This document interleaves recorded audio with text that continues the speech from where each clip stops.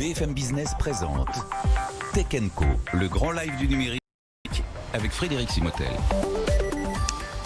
Comment la tech démultiplie l'impact des associations? Nous allons voir ça avec nos deux invités. Axel Locher, bonsoir. Bonsoir. Président de Make.org, et Christophe Poupinel, bonsoir. Bonsoir. Président de Sherit. Voilà, je l'ai dit parce que c'est pour ceux qui suivent la tech, on aurait envie de dire Share IT, mais ça s'écrit bien. C'est le jeu de mots, justement. Voilà, c'est Sherit et on va comprendre tout de suite. Alors, c'est vrai que Make.org, ça fait 5 ans aujourd'hui, enfin aujourd'hui, c'est pas presque aujourd'hui, mais ouais, presque 5 ans, qui a noué des partenariats avec 500 associations. C'est trop. Il y a des initiatives, enfin voilà, c'est en plusieurs thématiques.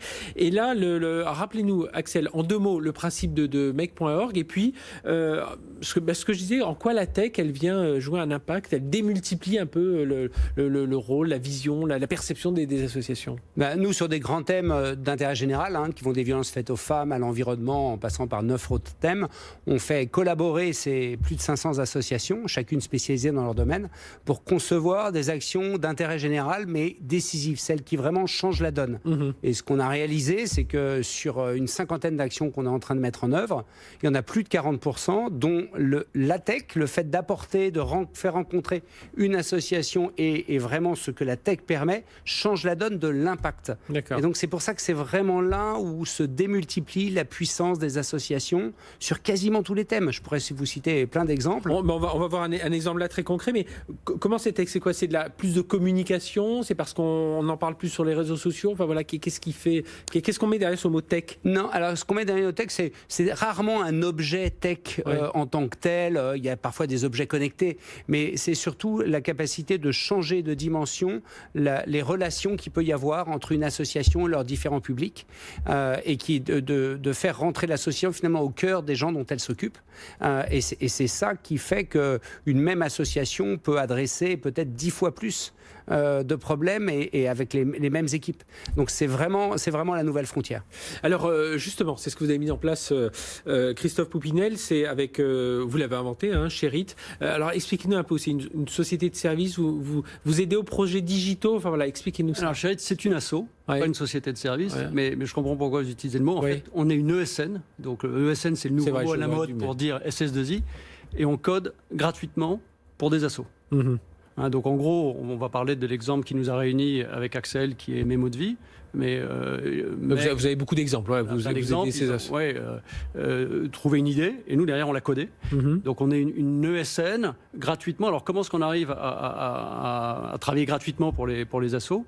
On a une équipe de 15-20 développeurs et chefs de projet qui sont dans nos bureaux à Station F, et on ne les paye pas. Alors pourquoi est-ce qu'on ne les paye pas? Pas parce que c'est des bénévoles, ce sont des salariés, mais en fait ce sont les salariés de grandes ESN comme Accenture, Omnilog, Intech, qui partagent leur temps. Et qui nous les... Alors non, ils sont à full time. Ils nous sont dédiés full time. Ils nous sont prêtés. Et ce qui est fantastique, c'est grâce à ce modèle... C'est l'action de ces entreprises envers... Exactement. Accenture paye ses salariés, ils sont dans nos bureaux, et donc on peut les mettre au service d'une asso et faire vivre à l'asso ce que vit une start-up. C'est-à-dire que le problème des assos, c'est que très souvent, le tech, alors je parle des assos de taille moyenne, je ne parle pas de la Croix-Rouge, c'est un développeur le vendredi après-midi qui est le cousin de la voisine et qui bosse entre 2 missions. Ça, on ne peut pas construire des blablacar. Surtout dans le digital. Ça allait il y a encore 5-6 ans quand on faisait juste un site web. Aujourd'hui, il faut être présent sur les réseaux sociaux, il faut être présent partout. Il faut des développeurs sur longue période, full-time et de qualité. Et c'est ce qu'on arrive à faire avec Sherit.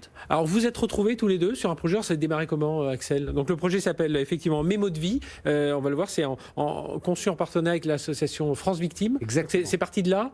Alors déjà, on se connaît depuis 30 ans, donc voilà, c'est la première étape. Pas Axel depuis. Mais la réalité, effectivement, c'est que le premier projet commun qu'on a fait, qui est Mémo de vie, qui est vraiment dans notre grande cause contre les violences faites aux femmes, et qui est en fait un service digital qui permet aux associations d'accompagner les femmes victimes de violences conjugales, de façon vraiment qui change d'où, qui permet de diminuer la phase de déni et de faciliter le dépôt de plainte. Donc c'est vraiment un outil tech à part entière avec des enjeux de sécurité extrêmement importants.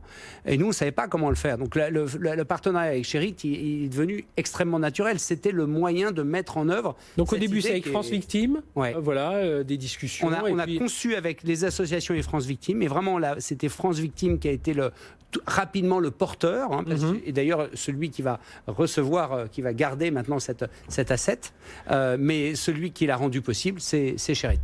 Alors ensuite, Sherit, donc alors, Mémo de vie, c'est disponible depuis le 2 novembre, je crois. Ouais. Et alors, expliquez-nous alors comment c'est fait ensuite cette association A3, parce qu'il y a France Victime, il y a. C'était assez innovant parce qu'effectivement, MEC est arrivé avec l'idée. Est arrivé avec l'association porteuse de projet, dont France Victime, qui va surtout distribuer. Et ensuite, toute la difficulté dans un projet tech, c'est avant de coder, c'est de faire mûrir l'idée. Donc cette phase de cadrage où on part d'une idée. Puis ça reste un projet tech, Louis, parce que c'est associatif. Exactement. C'est quoi, Non, mais c'est exactement la vraie vie des et un projet très exigeant. Donc l'idée pendant 2-3 mois, on la tord dans tous les sens pour en faire une maquette avec des KPI clairs, et après on code. Et là, effectivement, je crois qu'il y a déjà depuis le lancement, plus de 500 utilisateurs.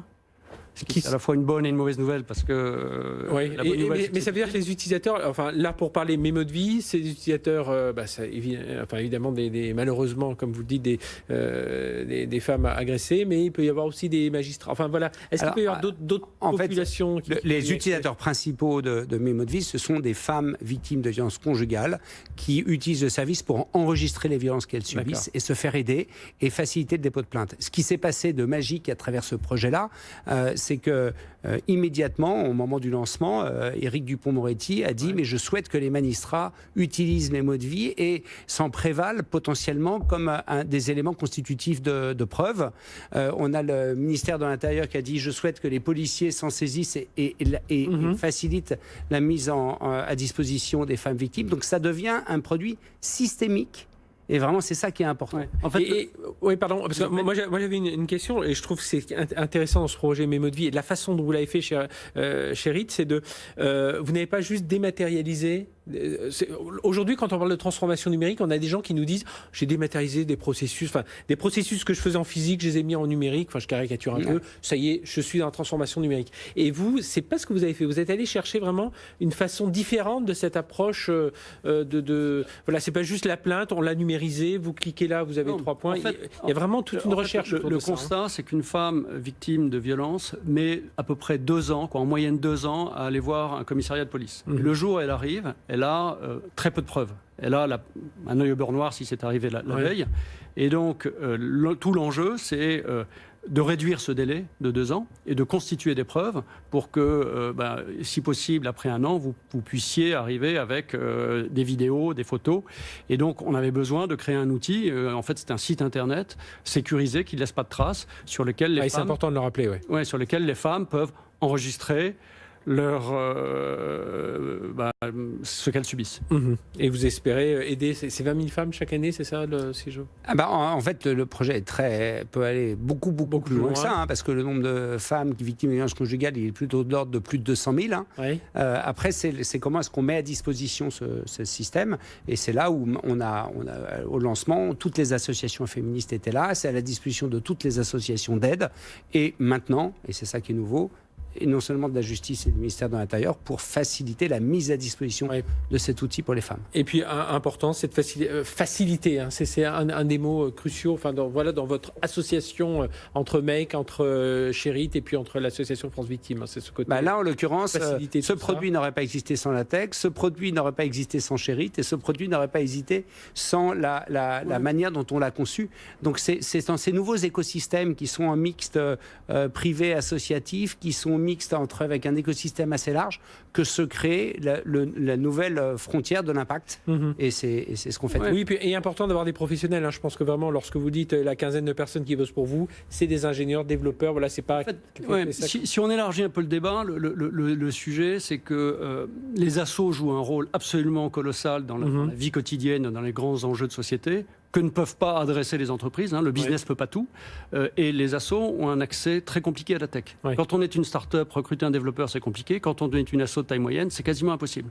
Et donc, vous avez le monde associatif qui représente à peu près 10% du PNB français, qui a un accès tardif poussif à la tech. Donc Ouais. il y a un enjeu absolument colossal. Et On est vous chez avez- Tech & Co, on sait à quoi sert la tech, il faut absolument digitaliser l'ESS. Eh bien, merci à tous les deux d'être venus nous parler de tout ça. Axel Daucher, président de Mec.org, et Christophe Poupinel, président de Sherit. Et donc, Mémo de vie, voilà, pour ceux qui peuvent faire passer ce message voilà, sur un site, application, tout ça, sécurisé, il faut bien le rappeler. Merci tous les deux. Tout de suite, Merci. Tech & Co, c'est tous les soirs, 20h, 22h.